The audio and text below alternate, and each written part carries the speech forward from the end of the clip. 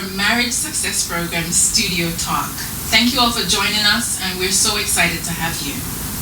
Once again, we've got a special couple on today, and we've got Mr. and Mrs. Lee. Thank you so much for joining us. Thank you for having us. So, tell us, how long have you been married for? Just give us a little bit about you.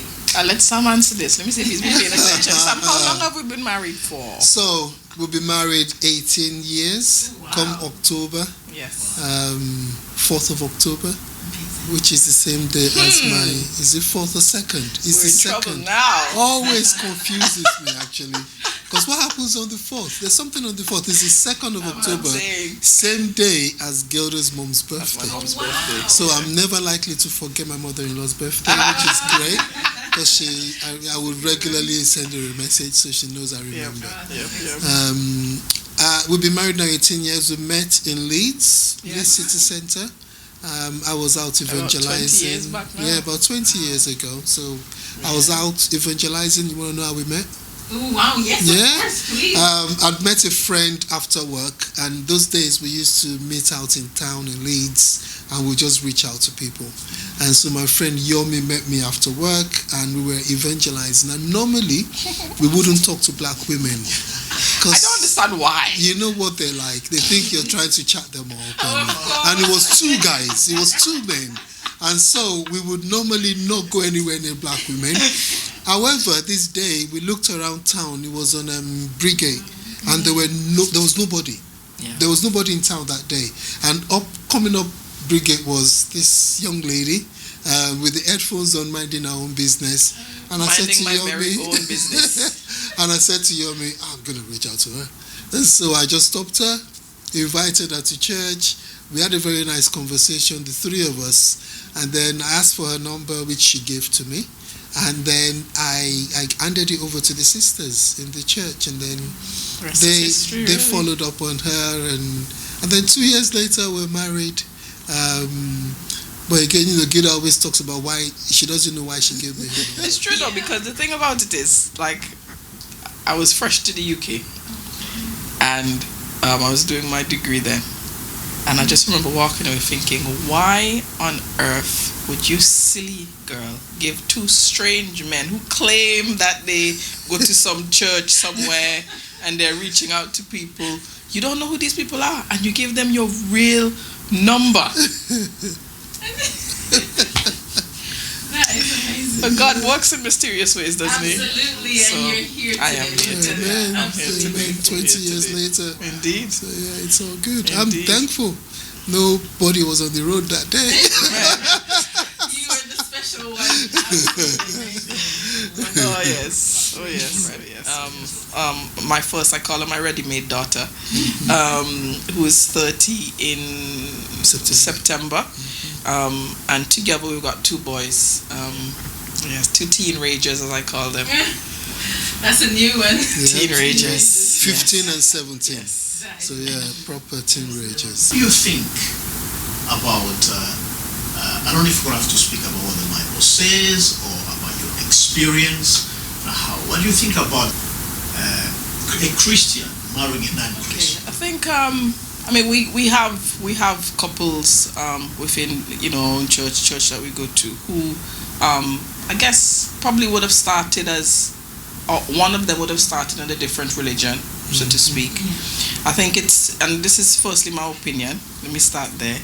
I think it's really important for people to be on the same page when it comes to what they're getting into. I suppose a little bit like counting the cost of what you're going to be doing. So if you're coming from two different perspectives in terms of what your belief is, what your faith is, who you believe to be God, and at the beginning you're on opposite ends of the spectrum, for me that is an issue. Having said that, let's think about a wife or a husband who might have decide later on in life to give their life to Christ. I think then it's about being patient with that other person, showing them, okay, not just necessarily through words, because sometimes we can bash people over the head with the Bible and not actually live the Bible.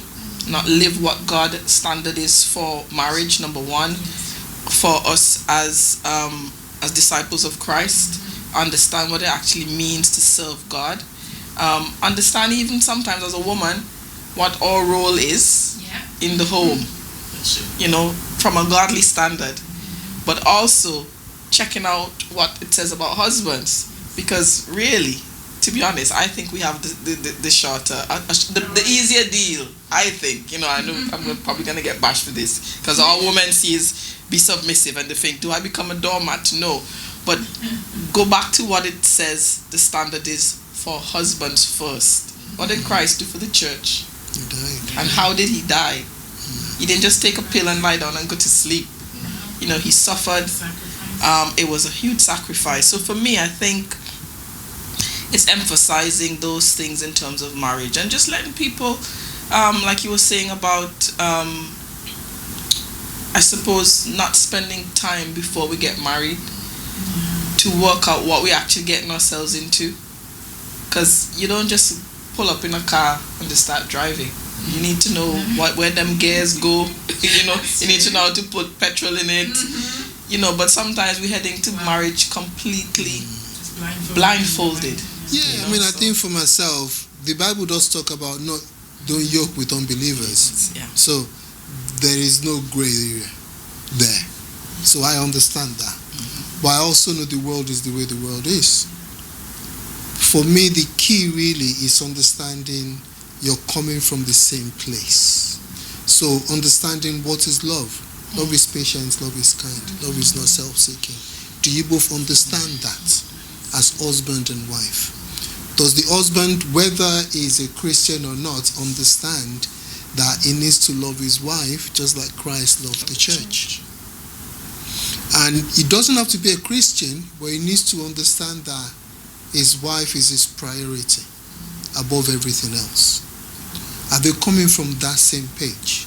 Because if they're not coming from the same page, don't bother getting married. Because it will be tough. It's a no-brainer. It's going to be tough. So don't yoke. But again, I don't want to Bible bash people.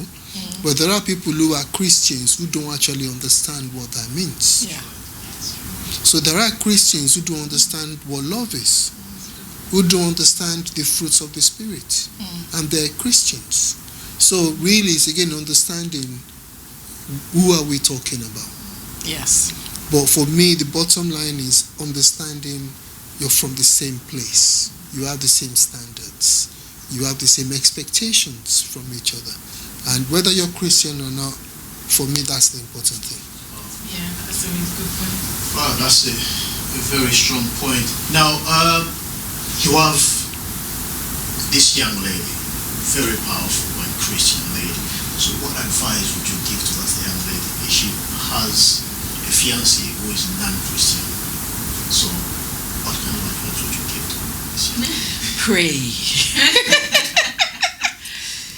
Take it to the Lord in prayer. I've always said this, I have no power to change anyone. Like that is not, I'm just a seed planter. I'm not the gardener. I am not the sunshine. I am the sower of the seed. And I think prayer is really important. Lead by example. I think understanding that we are all sinners. And we're, as Sam said, we start at the same space. So just because that young lady might have decided that, okay, right, she's found Jesus, she's discovered Jesus, not all husbands might necessarily be open to that, because we grew up with different experiences of church and of religion, of what that means and who pastor is or whatever, what a congregation is about. I think what's really important is to, be grounded in the Bible, go back to the basic principles. And it's not always what pastor says or pastor mommy or pastor daddy or whatever the case is. It's about, what does God say about this? Start there. And then, yes, obviously, I think it's always good to, seek counsel from people who are grounded in the Bible. But also very important to continue to pray and love that husband, so that he can see, actually, wow, ex-wife of mine she's not shouting today. Or she's a little bit more humble. Or I can see a change in her. I want some of that. So that you help people, or she helps her husband along to come around to the idea, actually, you know what? I like the change I see. Not that, well, this is what you want me to join? No. So I think it's really important to definitely pray, but lead by a good and positive, godly example. Good point. Yeah, definitely. Prayer is interesting. I'm studying with that guy now. I'm having a Bible study with a young man right now. Yes. And we've been doing it for about maybe 2 months. And the way I met him was through one of the sisters in the church. They like each other, but she is not a Christian. He has never read the Bible. He's atheist, basically. And we're currently studying the Bible. And one of the things he actually said to me was he wants to study because he's seen that this lady is different from all the other women that he knows. Yeah. So she's told him she really doesn't want to go any further until he understands where she's coming from. Yep. So we've been meeting on a weekly basis, studying the Bible, looking at what the Word says. So he's keen. I give him scriptures, it goes away, he comes back, I've read them. He's so keen to study the Bible. He's 36 years old. He just wants to know. And I think for me that is the important thing. Yes, she loves the Lord. She likes the man. She needs to encourage him to at least understand where she's coming from, what she's going through, so that when they speak, they understand the word. Many advisors make victory sure. So I do think I'm going through that right now. So great question. Amazing. Thank you so much. So we're gonna take a break and we'll come right back, and we're gonna have a conversation about premarital counseling. And also marital counseling, because then you have that gap where sometimes married couples, they struggle, but they're afraid to seek further training, advice, and guidance that they can actually have a healthy marriage. So we're going to be back in about 2 minutes.